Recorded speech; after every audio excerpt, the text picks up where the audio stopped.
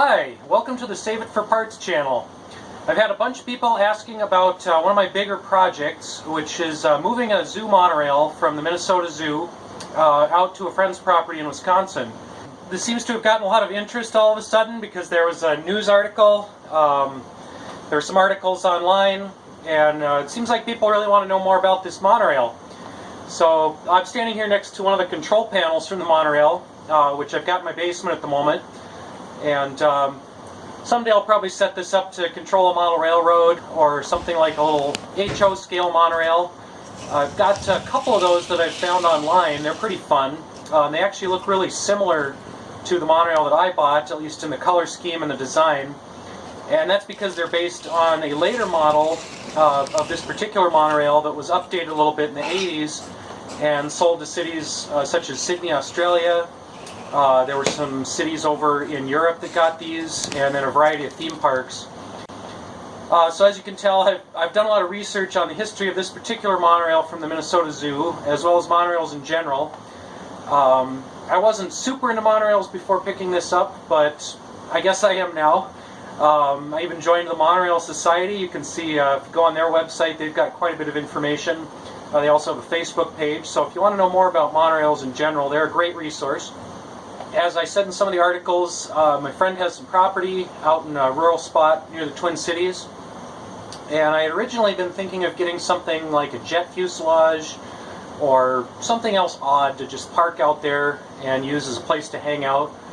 And for some reason I thought, oh, that'd be easier than pitching a tent every time, which, yes and no. There's certainly a lot more upfront effort to moving something that large, and once it's there, yeah, it's easier, but also the critters, the mice, the raccoons, everything else likes to live inside, so yeah, it's kind of a constant battle to keep those little buggers out. So what does it take to get a monorail? Well, I called up the zoo, and I kind of remember that they had one, so I called them up and I said, do you still have a monorail? And they said, yeah, we've got 3 trains, minus 1 car that somebody bought off the state auction website. And they couldn't really figure out how to get rid of the rest of the trains and cars. Each train had 6 cars total. So I originally was looking at 1 or 2 cars. I thought, yeah, that's enough for a cabin or kind of a hangout spot. But I wanted a whole train. You know, I wanted the driver's cab, I wanted the rear cab, I wanted all 6 cars. It's got to be a 6-car monorail. And so I offered them $1,000 for the whole thing. They said yes. And then I proceeded to pay about 5 to 6 times more than that in trailer rental, truck rental, hiring a crane, chains, hoists, pulleys, winches, all kinds of equipment to actually move this. It wasn't too hard to move the monorail from the zoo. We were able to get it winched out of the maintenance building and onto a trailer, thanks to the way that their little maintenance shed was set up. And so we were able to actually come along a hand-powered winch onto each car, decouple the cars from each other, take off some of the heavy parts, and then winch those fiberglass car bodies out onto the trailer. So anyway, we got this thing loaded up and drove on out and went pretty slow because the whole thing is a big box. Basically, aside from the front and rear cars, nothing's streamlined, it's just square. So there was no going very fast. Pretty much got passed by everyone and everything along the way. And got it out to the site, and then we had originally planned on unloading it ourselves, but we decided that was too dangerous and too problematic, so ended up hiring a crane. And the crane driver was great. He was able to position each and every car exactly where we wanted it, perfectly level, perfectly on target. It was a great experience. So, yeah, that guy was awesome.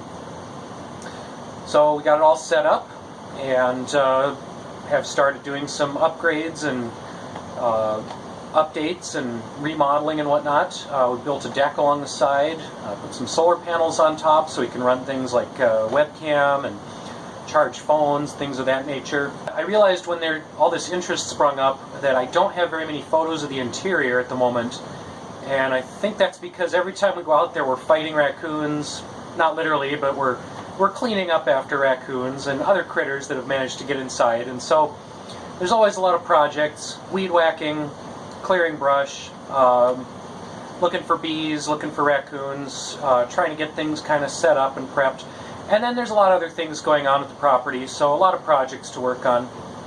So I haven't actually taken too many photos of our recent remodeling inside the monorail, and maybe I'll do that on a future video. We'll kind of show what we've done to it, what we plan on doing to it. So I wanted to do this as kind of a quick intro video, just because there's been so much interest in this lately. I have actually been working on a YouTube channel on some other projects. I have a lot of projects going on. Probably too many at once, probably too much junk in the yard, in the garage. And every now and then I'll do something crazy with it. And so I figured I should start filming some of that stuff and put it on here, put it together, show people what some of that stuff involves. Some of it's a little more quick and dirty, like there's a project I've got going on where I'm just sticking an old weed whacker motor in a canoe and not trying too hard to make it look pretty, because it's fast and the canoe is free, so I don't care too much. But that's going to be a future video. And then I've got some other projects like an airboat, potato cannons, rockets, different things that I've built or played around with that could be future videos. So please go ahead and subscribe, like the video. If you want to see more stuff on here, more crazy projects, then yeah. You can also visit my website at www.saveitforparts.com. I've got some photos on there, some blog posts, different things, a lot of monorail material, other projects that I've worked on in the past. So go to saveitforparts.com, check that out. And don't forget to like and subscribe if you want to see more videos with more of these projects.